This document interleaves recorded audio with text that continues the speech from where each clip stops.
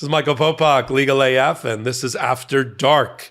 We just had an episode of Legal AF where we kind of got down and dirty up to our elbows debating what's happening with the Maine Secretary of State and her decision to ban Donald Trump. What happened with the Colorado Supreme Court ruling to ban Donald Trump from the ballot? And what's the Supreme Court going to do about it now that it's up on appeal with them? Are they going to find that the 14th Amendment doesn't apply to disqualify Donald Trump, doesn't apply to presidents, or he didn't take the right oath, or even if it does apply to presidents, it's not in the right place. It's something for Congress to handle, not something for the states to do state by state. These are all the issues that are up for grabs. These are momentous issues that only the United States Supreme Court can speak to. And we talk about, Karen Friedman Agnifilo and me, we talk about the briefing and handicap what's going to happen at the Supreme Court level. Take a listen to our most recent clip. It's time to find our corner office in Colorado and in Maine and the ballot banning initiatives going on there. You got Maine Secretary of State, because that's what Maine's laws provide,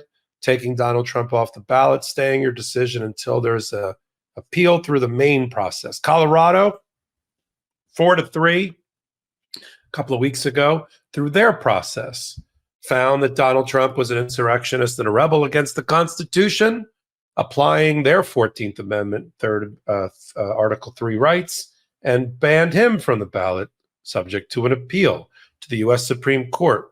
And now we've got the appeal to the United States Supreme Court, filed by all of the parties in Colorado, including just today, Donald Trump, which means the issue of whether the 14th Amendment, Article 3, says what it says in literal text, whether it applies to the president, whether the president is an officer under the laws of the United States, whether he took an oath that's the appropriate oath as mentioned in the 14th Amendment at all, whether he can be banned from the ballot or he can actually run, win, and then be disqualified from office at some later time. Those are all the arguments that Donald Trump has raised. And which branch, if any, decides under the 14th Amendment? Is it the states in our Federalist system through their secretaries of state? Is it the federal Congress in making it in something that has to be passed related to the 14th Amendment? Or is it self-effectuating and self-activating? Or can the courts do their job and interpret the Constitution the way they do every other law or statute? These are all the framing for the issue up at the United States Supreme Court. We turn it over to you, Karen. Bring it home on Colorado, Maine, and the United States Supreme Court. Oh my God. Again, how do we even begin to keep track of it, right? So hard. So Trump filed his appeal for Maine and for Colorado. In Maine, I'm just going to start with the Maine one. He said his grounds for appeal. I mean, the guy is he is who he is. And he clearly has the ear of his lawyers, because you can hear his voice when he makes these arguments, right? Issue number one, the Secretary of State is biased. She's a biased decision maker who should have recused herself and otherwise failed to provide lawful due process. I mean, that's just, again, that's not a legal argument. And so, but that's such a Trump argument that he makes in every case that he has, because he's the ultimate victim, right? And everybody's biased against him, and that's always what it is. So that was his issue number one. Issue number two, that the Secretary of State had no legal authority to do this. Number three, she made multiple errors of law and acted in an arbitrary and capricious manner. And number four, he'll be legally excluded as a result of her actions. And it's just a ridiculous filing with almost no legal analysis. It was actually even hard to read because it was so not lawyerly and just sounded like Donald Trump scribbled his arguments on there. But the things that he keeps, the arguments that he keeps making are just head scratchers. This is again the gaslighting, because he says he's never served as an officer of the United States, and he's never taken an oath to support the Constitution. I mean, what? Everybody listen to that. Hear that. He says he's never taken an oath to support the Constitution. I mean, what the heck? I mean, the oath he does take, let's just read it all together.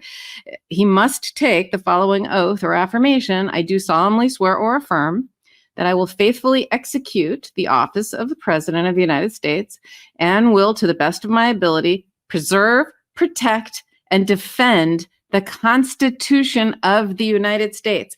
If that's not the oath to support the Constitution, I don't know what is. So that they could make that argument, again, this is where they try to say that up is down and the sky is purple, because it just makes no sense. So that was his Maine, meaning Maine, M-A-I-N-E, the state of Maine. That was his filing there. He also filed his cert petition in Colorado. Similar arguments, right? Says the Colorado Secretary of State holding that Trump was disqualified from office was an error, and the Colorado Supreme Court can't do this. And he made the same arguments again about not being an officer. And I mean, just this, it's the same old. Says, and he's just wants to get to the Supreme Court and get them to hear this. And of course, there were all sorts of other petitions, cert petitions for the Supreme Court. The organization Crew, who brought this to begin with, they submitted theirs as well, and as well as others. And those were more cogent, I think, interesting legal arguments. And so they're the ones who will have done the legal briefing, I think, that the Supreme Court will look at and rely upon. And I just don't know if the Supreme Court will rule on this. And I'd love to hear your thoughts, because the states that have now, Maine and Colorado, have banned him, essentially put a stay on it. They basically said, okay, we're going to put a stay, meaning we're going to let him be on the ballot until the Supreme Court rules. If Trump appeals, and of course he did appeal, or at least he's attempting to appeal. So what's to stop them from just not ruling? What's to stop them from just not ruling on it? He'll be on the ballot, see what happens, and then go from there. So I think that that's one option that they could do. Another option is they will come out and say that you can't have kind of a hodgepodge of sometimes you're on the ballot, sometimes you're not, in the same set of facts. Unlike things like age or whether or not you've lived in the country for 14 years or you're a natural born citizen, those are qualifications that have to be the same in every single state.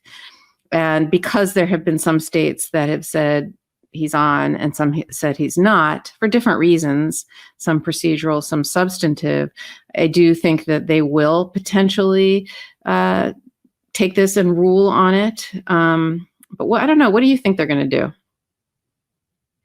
The Supremes? Yeah. Well, they're between a rock and a hard place, because states have, under our Federalist system, the right and the responsibility to govern ballots and the election process and polling and certification of elections. That's all state by state. It's not uniform. That's why somebody that votes in California has easy access to the ballot, mail-in voting, absentee voting, drop boxes, extended hours, early voting a month before the election. But that's time, place, and manner stuff, which comes from the Constitution. This is qualifications, which is slightly different. Right, but okay. So what point do you want me to make? I'll make whatever point you like. Keep going. I want to have a, come on, we have a dialogue here. I have a little debate. I was trying to have a dialogue. I was giving my part of the dialogue. Tonight. You know? States in our Federalist system have the right to determine things like, I believe, the 14th Amendment, Article 3, because you have to start from the proposition that it doesn't require you to go back to Congress. There's nothing in 14th Amendment, Article 3, that says, when our founding fathers, framers wrote it, they didn't think it needed an owner's manual. They think it was clear.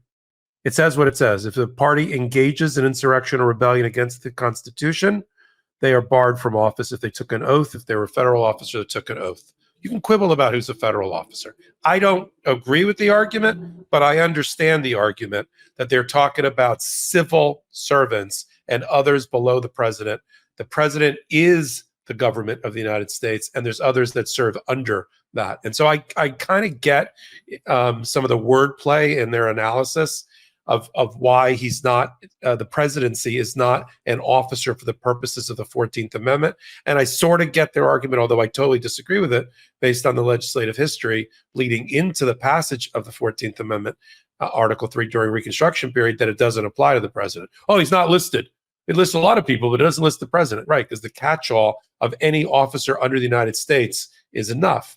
Question is, fundamentally, who makes the decision as to whether the 14th Amendment, somebody is engaged under the 14th Amendment? It can't just be you and I on a podcast go, he engaged, he's off. There has to be a process. And the question is, who's going to run that process? Is it going to be Congress? I see no role whatsoever in the legislative history or the language of the 14th Amendment for Congress to do anything once they passed that particular provision. If they want to take away somebody's disqualification, they can vote, and even though it applies, they can. But that's the Congress's role there. So you got to go to the states, and the states, either through their court system or the federal court system, have to then make a decision for who goes on the ballot. Even in the case by Judge Gorsuch, when he was on the 10th Circuit, Hassan, which they're going to rely on, says that the states decide the qualifications for presidential election, including whether Obama was supposed to be on the ballot or not, or whether he was a secret Muslim born outside the country. Those are decisions for the secretaries of state or whatever their processes are. And that patchwork system is just the way it is. And then that waterfall that comes down through the different rules and regulations of each state, because every state's different. Every state has a different statute, and not just time, place, and manner of voting. I'm talking about who can go on to the ballot. Even that is something that's ultimately decided at the state level, not the federal level. And that's right. Even the Maine Secretary of State said she determined that Chris Christie wasn't going to be on the ballot because he didn't get enough signatures on his petition. Joe Biden is not on the ballot in Rhode Island. Why? Okay, right? She cited that in her own thing, in her own filing. So if the Supreme Court is honest in its assessment of the legislative history and the text of the 14th Amendment, then they're going to find that it was appropriate for states, state by state, to determine qualifications. And it doesn't go back to Congress. That's not what the language of the agreement, too much law today in my practice, of the Constitution says. And since they claim to be at the Supreme Court, the right wing, originalists, textualists, we need to get to the bottom of what the framers really wanted with their dead hands from 1780 or 1870 or whatever it is. Then it should go state by state, even if they don't like it. Now, you're right. One of the ways to resolve it is to do hands off and just say, you know what? It's a very interesting issue. We're not going to do this on an emergency basis. It's not going to impact the 2024 election. We'll deal with it on our own timetable, because they get to set their own timetable. We'll see everybody in June or July, and then it'll be too close to the election. They'll be like, yeah, we'll make law, but after, and not related to Donald Trump. I think they let him go on the ballot, to be frank. I think they don't find that he has immunity. And that's more important to me. If I had to choose one, I would say leave him on the ballots, but Agreed. Don't give him immunity from anything. And let Jack Smith and Fani Willis and everybody else try their cases in a court of law with a jury. So because you have this weird, just photographic memory for all facts, it's just unbelievable to me. Except I can't remember the other immunity, but yes, besides that. Did he ever argue for removal, Trump? Yes. So answer this question. Carroll. So if he argued for removal, then he had to argue he was a federal officer. Exactly. So how do you do that on the one hand, and then on the other hand say I'm not a federal officer, right? Well, yes, and I like that argument, except he's going to argue that it's apples and oranges, that he's dealing with the literal language of the federal removal statute from 180 years ago. And that one, he is federal officer, as found by every court that's looked at it. When the senior judge, whose name just blew out of my head, we did this over the summer when you and I were on holiday, right? We had a lot going on at that particular time. When the senior judge in New York, Southern District, ruled no, was it Stormy Daniels or E. Jean Carroll? It was Stormy Daniels. Sorry, I said E. Jean Carroll. Yeah, it was Stormy Daniels. I remember actually, because yes, yeah. Okay, I do remember that. Yeah. It's a different federal officer. You can use the term small f, small o federal officer in one statute. When you're talking about the Constitution and whether he is an officer under the laws of the United States, the question is, and this is a little bit of how many angels dance on the head of a pin, is the president, right, which is it's one of the three branches of government. It's the only one that only has one person in it. He's got departments under him, but it's a one-person department, a branch, 9-person Supreme Court, 1-person president, and then the Congress and the House and the Senate. Is he under the laws of the United States as an officer, or is he the United States government? And that is that existential discussion. But he can't be, because the one thing the framers decided to do was not to have a king, right? It was supposed to have 3 co-equal branches of government. I mean, come on, you remember Schoolhouse Rock, right? When growing up, I mean, that's how it's so fundamental to who we are and the fabric of our a bill. Yes, exactly. I mean, there's just it's just kind of is what it is, and there's just no way. This is why people hate lawyers. I hate to say, you can't. Somebody just wrote that in the chat. Somebody just wrote, this parsing of words is why the average person doesn't like lawyers. You know what? Whoever said that, I actually would give them credit. I didn't see that. Right. It's true though, because you can't on the one hand argue that on the one hand he's an officer and on the other hand he's not, and that's just disingenuous, and it is offensive actually. And he is not above the government. There are 3 branches of government that are separate but equal, co-equal.